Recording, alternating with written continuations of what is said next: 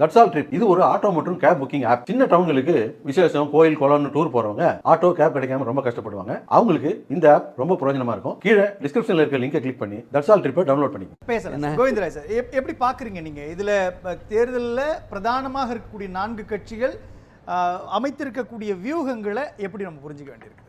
அதாவது வியூகங்களில் பார்த்தீங்கன்னா இனிமே தான் வியூகமே ஆரம்பிக்கும். ஏன்னா இப்போ தான் அறிவிச்சிருக்காங்க. இதுவரை எதுவும் இல்லை. இது வரைக்கும் வியூகங்கள் அதாவது சுறுசுறுப்பாக செயல்படலை. இது வரைக்கும் பார்த்தீங்கன்னா எல்லாம் அவங்கவுங்க இது பண்ணிட்டு இருக்காங்க. பட் இதில் கொஞ்சம் முன்னணியில் இருக்கிறதுன்னு பார்த்தீங்கன்னா என்டிஏ கூட்டணி. ஏன்னா சென்ற ஏப்ரல் வருடமே இந்த தேர்தல் வரப்போகுதுன்னு ஒரு முதல் கட்ட வியூகத்தை இது பண்ணாங்க. அப்புறம் கொஞ்சம் மெலோடோன் ஆயிடுச்சு. அப்போ இனிமே தான் வியூகங்கள்லாம் வரப்போகுது.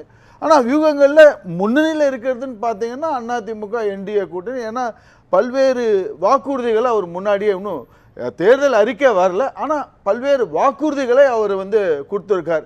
அவர் அதிமுக கொடுத்த வாக்குறுதியை பார்த்துட்டு தான் கட் காப்பி பேஸ்ட்டு திரு விஜய் அவர்களே செய்திருக்கிறார்.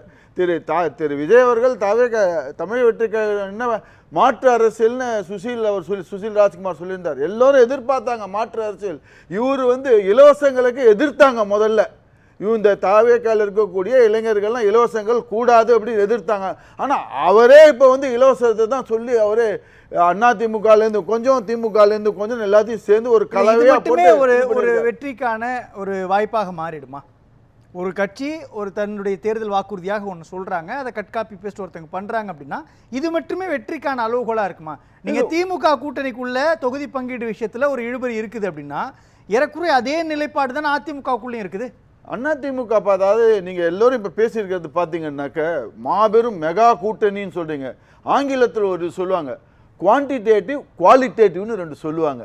அதை பார்த்தீங்கன்னாக்க எது பெருசு? நேற்றைக்கு கூட திரு எடப்பாடி பழனிசாமி அவர்கள் பத்திரிகையாளர் சந்திப்பில் தெளிவாக சொல்லியிருக்காங்க. அந்த வாக்கு வங்கி இன்னைக்கு இருக்கிறதுனா அதிமுகக்கு அதிக வாக்கு வங்கி இருக்கு, அடுத்து பாமக, அடுத்து அமமுக. இந்த வாக்கு வங்கி எல்லாம் கூட்டுறப்ப இவங்களுக்கு பலமா இருக்கு. ஆனா எனக்கு என்னன்னா இதே கூட்டணி தானே 2021 சமாளிச்சாங்க. அப்ப தொடர முடியல இல்லையா?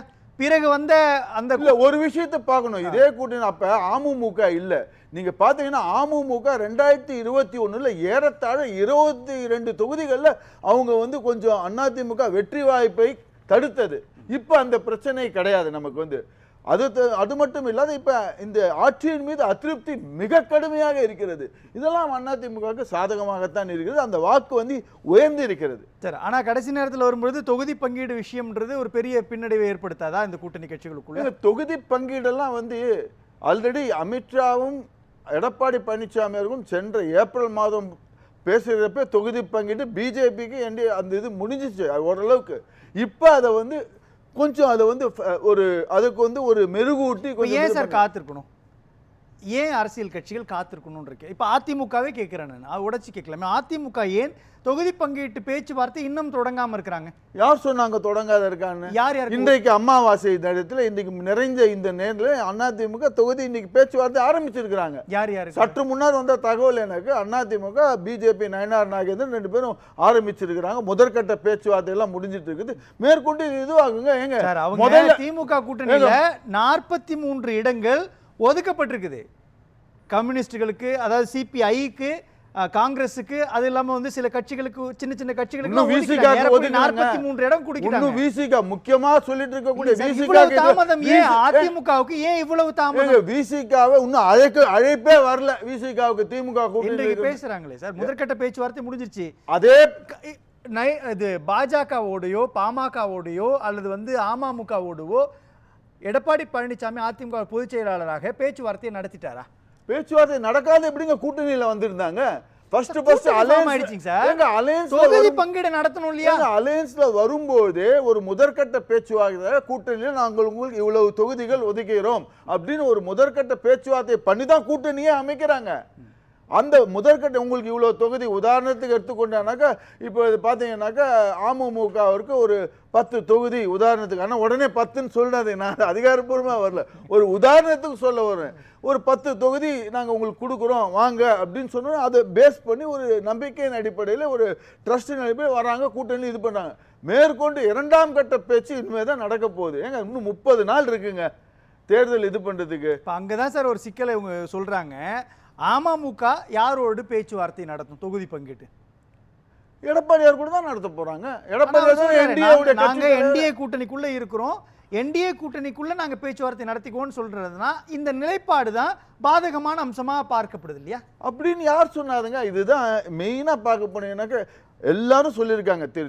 டிடிவி தினகரன் அவர்களே சொல்லியிருக்கிறாரு, அவங்க எங்களுக்கு வந்து முதல்வர் வேட்பாளர் எடப்பாடி பழனிசாமி தான், அவர் தான் என்டிஏ கூட்டணியின் தலைவர், அவர் தான் வந்து வழிநடத்தி சொல்லிக்கிறான்னு சொல்லிட்டு நேற்றைக்கு கூட பிரம்மாண்டமான ஒரு போராட்டத்தை என்டிஏ கூட்டணி தலைவர்கள்லாம் சேர்த்து எல்லாம் இது பண்ணியிருக்கிறாங்க. இங்கே சென்னையில் எடப்பாடி பழனிசாமி அவர்கள் பண்ணியிருந்தாங்க, தஞ்சாவூரில் டிடிவி தினகரன் பண்ணியிருந்தாங்க, நயினார் நாகேந்திரன் பல்வேறு இடங்களில் பண்ணி இது பண்ணியிருக்கிறாங்க. ஸோ கூட்டணிக்குள்ளே ஒரு குழப்பமும் இல்லை, மிக தெளிவாக இன்னும் ஒரு 2-3 நாட்கள்ல கூட்டணி எல்லாம் இது ஃபைனலைஸ் ஆகி விஜய் இதுல இன்னொரு நெரேட்டிவ் செட் பண்றாரு இல்லைங்க சார். நேற்றைக்கு ஆதவர்ஜனா பேசும்பொழுது எங்களோட கூட்டணிக்கு வாங்க அப்படின்னு சொல்லி நிர்பந்திக்கப்பட்டோம், பேச்சுவார்த்தை நடந்துச்சு, ஒரு சிலர் வந்து நம்ம முன்னாடி நின்னாங்க, இத்தனை தொகுதி, துணை முதலமைச்சர் பதவி, இதெல்லாம் பேசினாங்கன்னு சொன்னாங்க இல்லையா? இப்போ இந்த மூவை யார் முன்வைத்தது? இதை வந்து வரக்கூடிய அகைன் செய்திகள் பார்த்தீங்கன்னா திரு ஆதவ் அர்ஜுனாவே திமுகவின் பி டீமாக தான் செயல்படுகிறார். அவரை இயக்குவது ஒரு பேனா நிறுவனத்தை சார்ந்தவர்கள் இயக்குகிறார்கள். அவர் சொல்வதெல்லாம் ஒன்றும் இதுவே கிடையாது. அவர் டிவிக்கேல ஒரு இதுவே பொருட்டாவே யாரும் மதிக்கிறதே கிடையாது.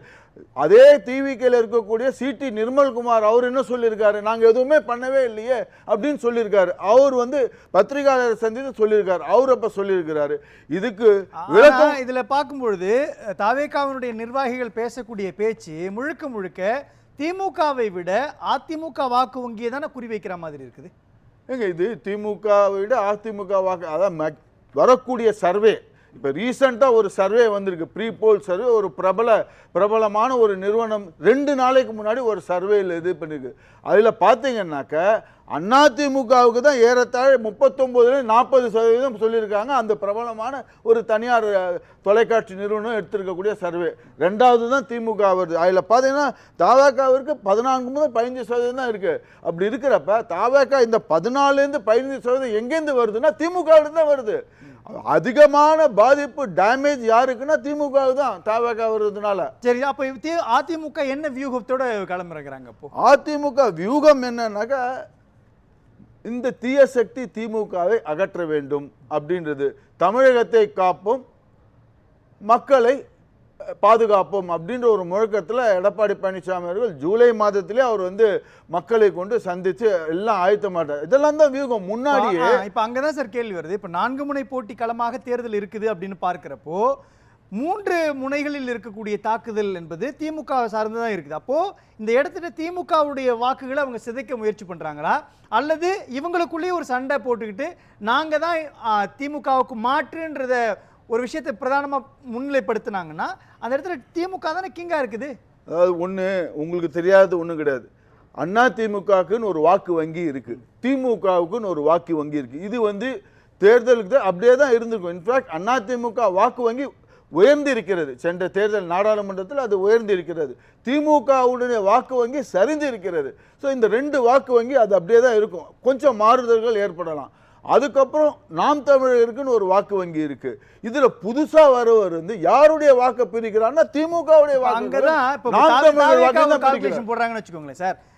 அதிமுகவிலிருந்து தாவேகாவுக்கு போனவங்க யாரு? செங்கோட்டையன் இருக்கிறாரு, சபாநாயகராக முன்னாள் சபாநாயகராக இருந்த தனபாலுடைய மகன் போயிருக்கிறாரு, பெரம்பூர் தொகுதியினுடைய எம்எல்ஏவாக இருந்த ஜேசிடி பிரபாகர் போயிருக்கிறாரு. அப்படின்றப்போ நிறைய நபர்கள் அதிமுகவிலிருந்து தாவேகாவுக்கு போறாங்கன்னா அவர் ஏற்கனவே ஜெயலலிதாவுடைய புகைப்படத்தை வச்சுக்கலாம் அப்படின்ற ஒரு விஷயத்தை அனுமதி கொடுத்துருக்கிறாரு.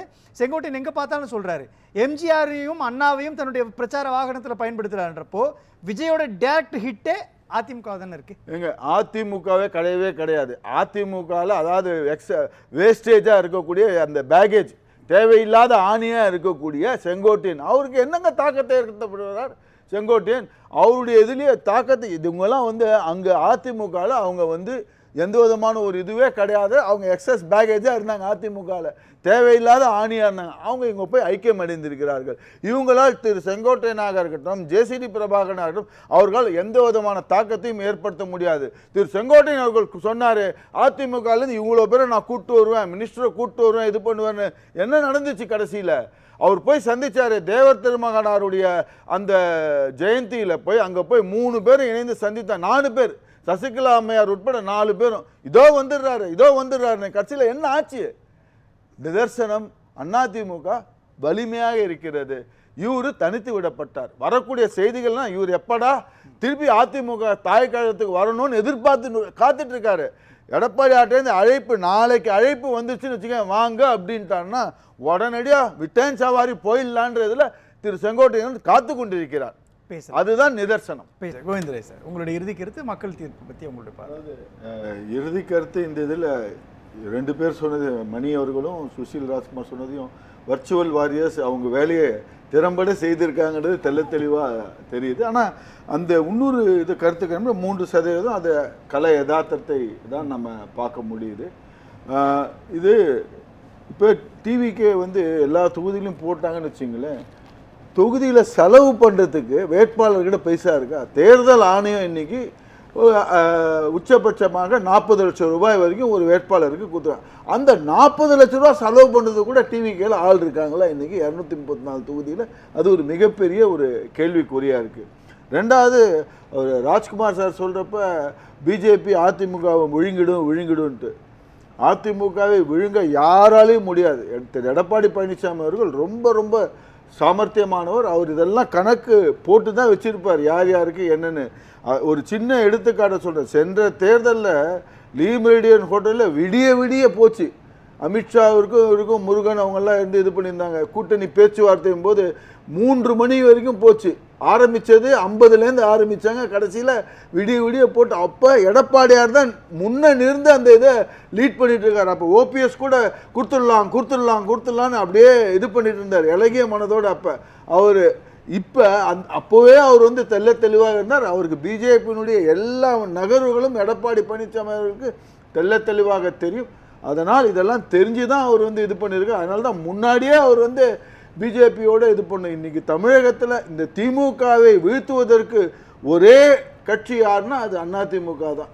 அதனால் நிச்சயமாக வருகின்ற தேர்தலில் அதிமுக என்டிஏ தலைமையிலான ஆட்சி அமைவது திண்ணம்.